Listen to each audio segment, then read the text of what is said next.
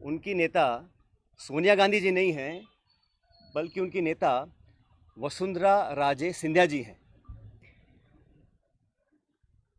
और एक तरफ ये कहा जा रहा है कि हमारी सरकार को गिराने का काम भाजपा कर रही थी, दूसरी तरफ कहा जाता है कि सरकार को बचाने का काम वसुंधरा जी कर रही थी।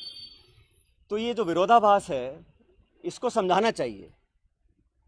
आप कहना क्या चाह रहे हैं, ये स्पष्ट कर देना चाहिए। आप सबको मालूम है, सरकार बनने के बाद मैं प्रदेश का उप मुख्यमंत्री था, प्रदेश अध्यक्ष था, और 2020 में देशद्रोह, राष्ट्रद्रोह के मुकदमे में मेरे पर कार्रवाई करने की कोशिश की गई थी। अनेक ऐसे प्रकरण हुए और हम सब लोग, और मैं स्पष्ट करना चाहता हूं कि मैं और हमारे कुछ साथी सरकार में नेतृत्व परिवर्तन चाहते थे। अपनी बात को लेकर हम दिल्ली भी गए और अपनी बातों को रखा।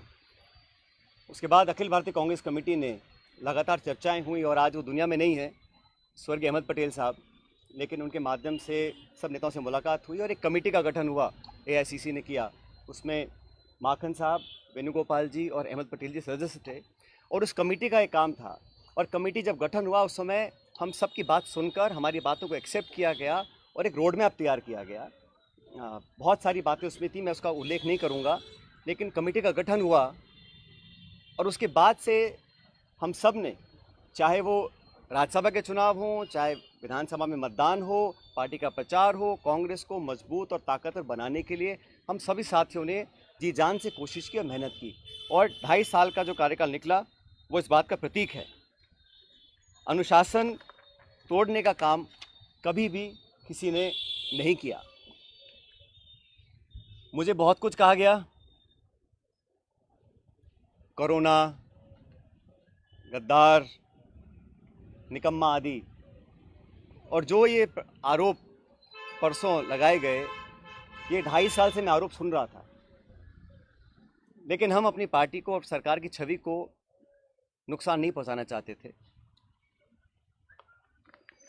इसीलिए मुझे लगा कि जो प्रकार का भाषण दिया गया, मैंने पहली बार देखा कि अपनी